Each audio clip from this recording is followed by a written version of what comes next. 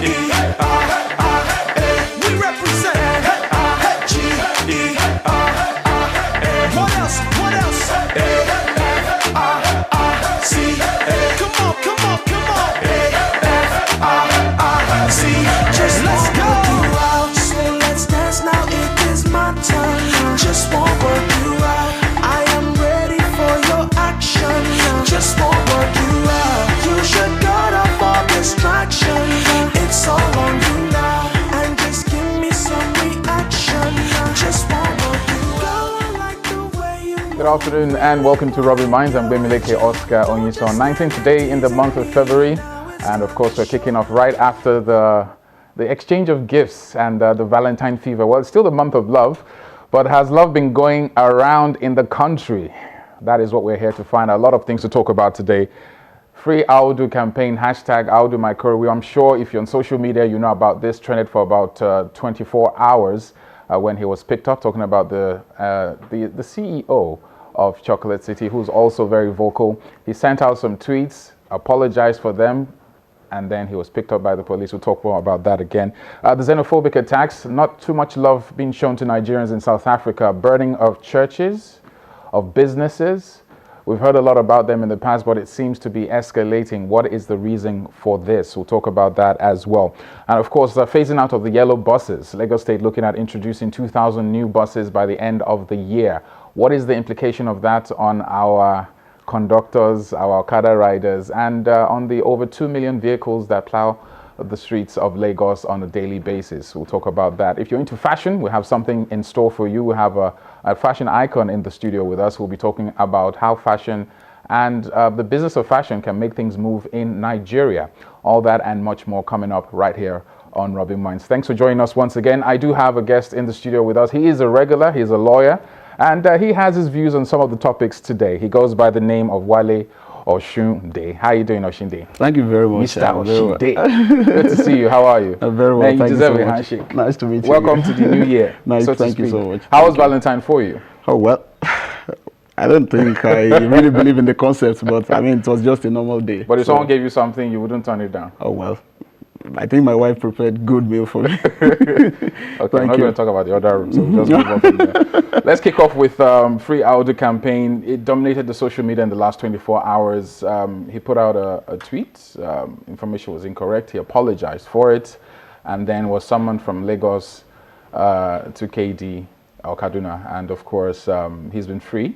He's free now. But the question is, a lot of people actually literally got up and became very vocal about their arrest without knowing too much about the information, but they just were like, an attack on one of us is an attack on all, and the whole social media lit up. What's your take on? Well, I think that's a very, very serious issue, honestly speaking. And then I've been an advocate of the concept of fine-tuning what we actually put out there via the social media platforms, to be very honest with you.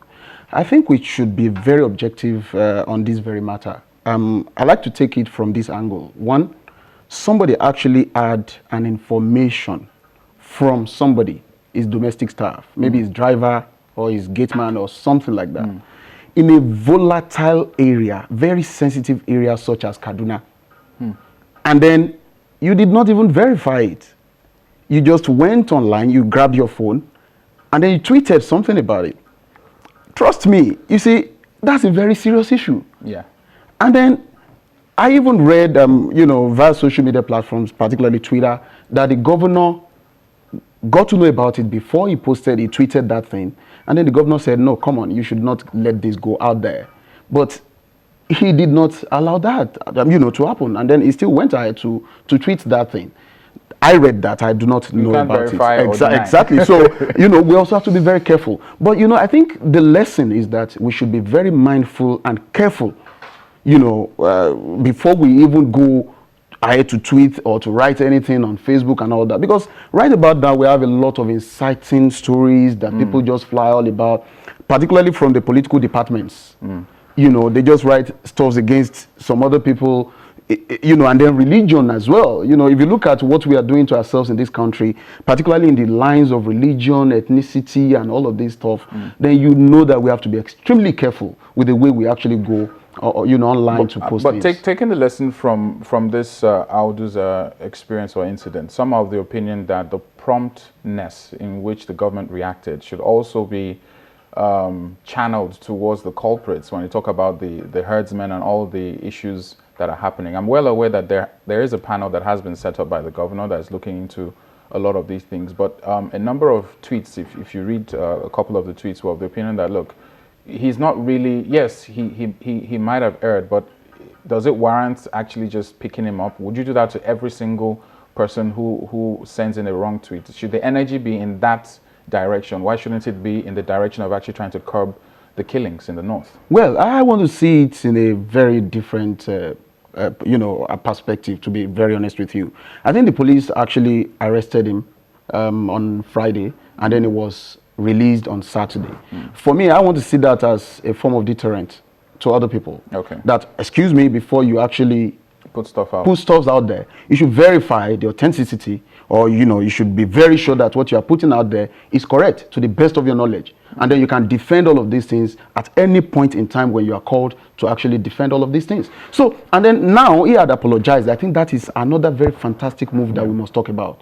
He apologized, having learned his lessons, and then of course he confirmed the fact that the story is actually false, and then there is no iota of truth in what he posted, and then he came out again. That's a very gallant effrontery on his part, to say, I'm sorry for posting this wrong information, and then forgive me, Nigerians, and all this and all that. But I think what the police did was not out of place to have invited him or arrested him to say, excuse me, are you sure about the veracity of what you posted? And then a lot of talks must have gone down there and all that. We've not heard from Audu, and of course, in the news, the speculation was that he was invited because he was inciting a lot of things. But we'll have to see how that particular story unfolds finally. But I think the lesson is very clear. We'll be careful what we put out there, and there are implications for what you do put out there. Absolutely. We've had instances of this club owner who put two ladies on a leash and was parading the whole of Lagos. He was also called to order immediately. And talking about calling to order, Nigerians in South Africa are not really that safe. The xenophobic attacks are up again. We're looking at an attack that kicked off around 4 a.m. This was the Nigerian community in South Africa about 2 days ago. Now, they said, according to the union president, that's the Nigerian union president, Mr. Kichuku Anyene, he said on telephone from Pretoria, the attacks began 4 a.m. A church was burnt down, businesses and buildings were also burnt down, especially one that is a mechanic garage with 28 cars under repairs with vital documents